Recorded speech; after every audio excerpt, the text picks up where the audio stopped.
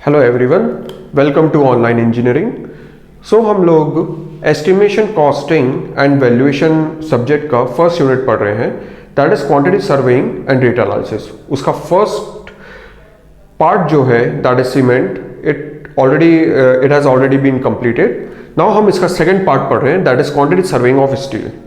Quantity serving of steel को भी हमने फर्दर 4 पार्ट्स में डिवाइड किया है, जिसके 3 पार्ट्स हम ऑलरेडी कवर कर चुके हैं। Hook allowance, bend allowance and bent up bar, additional length due to bent up bar, it has already been covered in our previous lectures. अब हम फोर्थ लेक्चर पढ़ेंगे, इसका फोर्थ पार्ट पढ़ेंगे, that is quantity of reinforcement in mass. ठीक है, तो इसको हम समझते हैं, इस पार्ट को। सो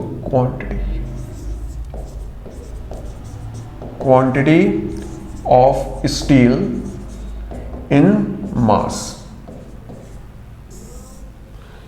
So if I ask you कि as a contractor, आप कॉन्ट्रैक्टर हैं, आप गवर्नमेंट के पास जाएंगे, जो डिपार्टमेंट है PWD या सम अदर डिपार्टमेंट, आपने कोई कंस्ट्रक्शन काम किया है, आप उनके पास जाएंगे, आप उनसे बोलेंगे कि मेरे कंस्ट्रक्शन में इतना रेनफोर्समेंट यूज हुआ है, इतने रेनफोर्समेंट बार यूज हुए हैं, तो उसका मुझे बिल रेज करना है, उसका पैसा मुझको चाहिए, तो वो बिल रेज करेगा कॉन्ट्रैक्टर।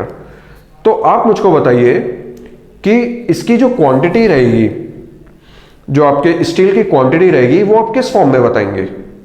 ठीक है, आई होप आपको क्वेश्चन समझ में आ गया है। इन शॉर्ट मैं ये पूछना चाहता हूं, आप किसी से भी स्टील के बारे में बात करेंगे, आपने अपने कंस्ट्रक्शन में कितना स्टील यूज किया है, तो उसकी क्वांटिटी आप किस फॉर्म में बताएंगे, किस यूनिट में बताएंगे।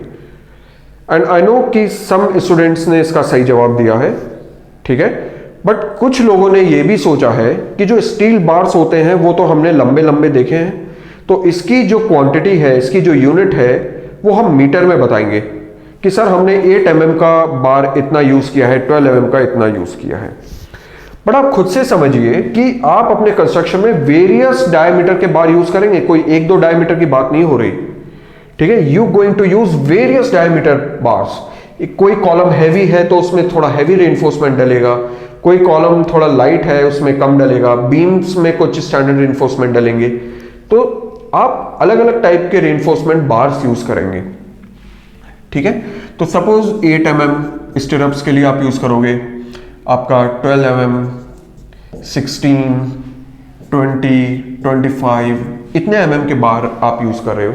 अब आप सबकी लेंथ थोड़ी बताते रहोगे, आप ये थोड़ी बताओगे, किसी को भी आपको जल्दी बताना है, आप ये थोड़ी बताओगे कि 8 mm के मैंने टोटल 1000 मीटर टोटल इतना बार यूज कर लिया है, 12 mm का मैंने टोटल 2000 मीटर बार यूज कर लिया है। इस तरीके से आप नहीं बताओगे, आप ऑल ओवर उनको बताओगे कि मैंने अपने कंस्ट्रक्शन में इतना क्विंटल बार या इतना टन्स बार, इतना टन स्टील मैंने यूज किया है और उसका बिल मैं प्रेजेंट करने आया हूं।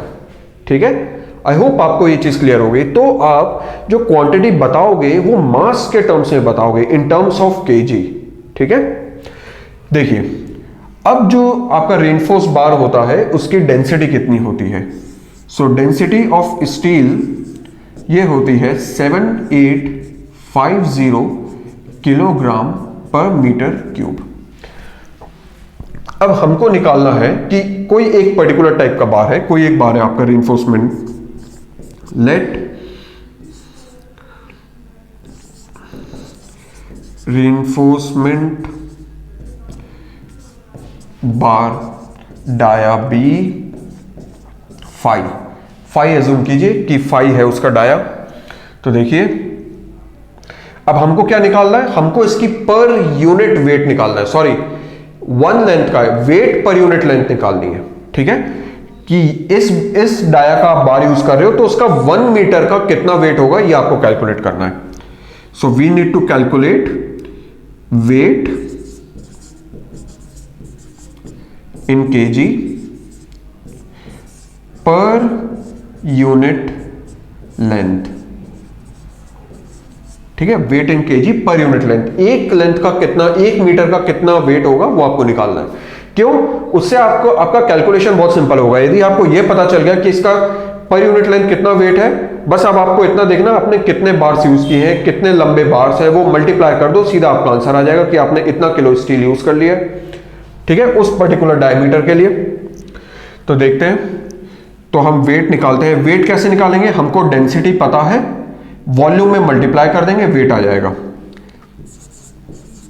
सो वेट कैसे कैलकुलेट करेंगे, weight is density of steel multiply by volume of steel.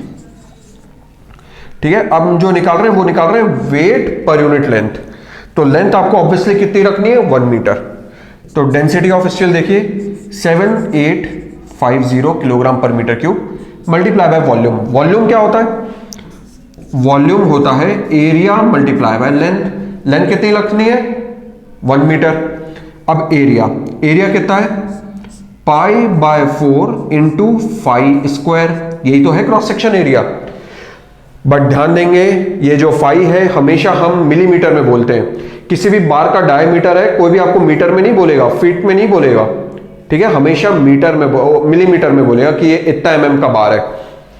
तो फाई होगा आपका एमएम में, उसको चेंज करना पड़ेगा आपको मीटर में, क्योंकि इसकी यूनिट क्या है, किलोग्राम पर मीटर क्यूब। तो इसको चेंज करेंगे, तो 1 metre equals to 10⁻³ millimetre. 1 metre में 1000 मिलीमीटर होते हैं, तो 1 मिलीमीटर में कितना हो गया, 10⁻³ मीटर। ये 10⁻³ है, ये उधर चला गया 10⁻³ मीटर। पुट करते हैं, तो 7850 multiply by pi by 4 into phi square 10⁻³ और स्क्वायर लगा हुआ है, तो क्या हो गया 10⁻⁻6 इंटू 1। जो लेंथ है वो कितनी है, इंटू 1। लेंथ हमने 1 मानी पर यूनिट लेंथ। तो इसको कैलकुलेट कीजिए, कितना आ रहा है, 7850 multiply by pi divided by 4 3 4 5 6, it comes out to be 6.16 into 10⁻³ kilogram per metre. इसको थोड़ा सिंप्लीफाई फॉर्म में लिख लेते हैं, तो 0.00, तो ये बन जाएगा आपका 0.0062 किलोग्राम पर मीटर लेंथ। ठीक है,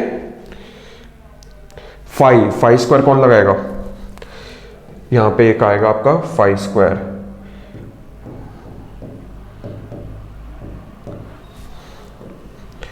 ये फाई स्क्वायर है ना, तो यहां पे phi square kilogram per metre, phi square kilogram per metre.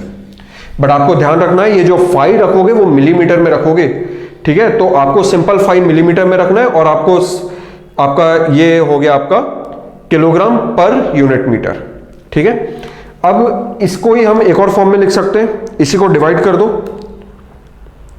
तो ये कितना आएगा, तो देखिए इसको हम ऐसे भी लिख सकते हैं, इक्वल्स टू 1/162,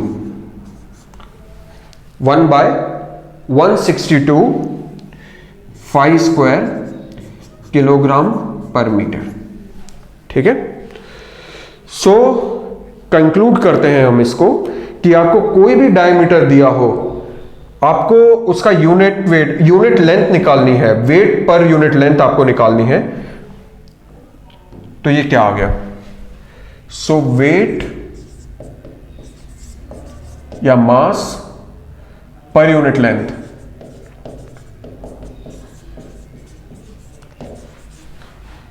तो ये इसकी यूनिट हो गई आपकी किलोग्राम पर मीटर। तो ये आपका फॉर्मूला बनेगा 0.00625 स्क्वायर। ठीक है, ध्यान रहे किलोग्राम पर मीटर। इसी को सिंप्लीफाइड और सिंप्लीफाइड करना है, तो इसका रेसिप्रोकल ले लो, तो 1/162 फाई स्क्वायर। अब ये कैसे यूज करोगे आप, फॉर एग्जाम्पल आपको बोला गया है कि एक बीम में कितने रेनफोर्समेंट लग रहे हैं। ठीक है, तो सपोज बीम का स्पैन है 5 मीटर्स। एक एग्जांपल हम समझ रहे हैं, स्पैन ऑफ बीम, या इस तरीके से नहीं, 1 मिनट, जो एक क्वेश्चन का फॉर्म है उसी में देखते हैं। अब सपोज आपके रेनफोर्स बार है, ठीक है, टोटल 5 रेनफोर्स बार आप यूज कर रहे हो।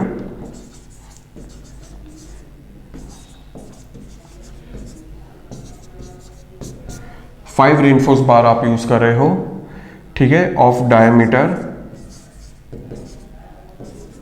20 mm, ठीक है, 5 reinforce bars of dia 20 mm, ठीक है, ऑफ लेंथ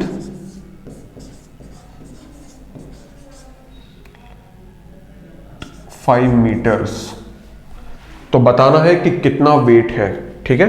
तो देखिए वेट कैलकुलेट कैसे करेंगे, weight per unit length is simple, 1/162 five square, five कितना है 20। अब इसको चेंज नहीं करना, ये ऑलरेडी कर चुके हैं हम फॉर्मूले में, तो मल्टीप्लाई बाय 20 स्क्वायर।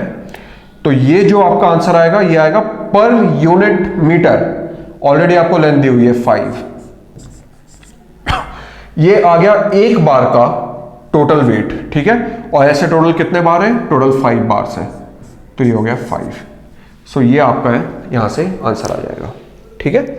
तो इस तरीके से हम स्टील का किसी भी डायमीटर का स्टील हो तो उसका हम वेट कैलकुलेट कर सकते हैं, ठीक है। और इससे रिलेटेड जो क्वेश्चंस आए हैं, आई होप अब आपसे सारे क्वेश्चंस बन जाएंगे। हम लोग भी एक सेशन लेंगे जिसमें सारे क्वेश्चंस आपको इससे रिलेटेड करवाए जाएंगे, ठीक है। थैंक यू एवरीवन, क्वेश्चंस लगाइए।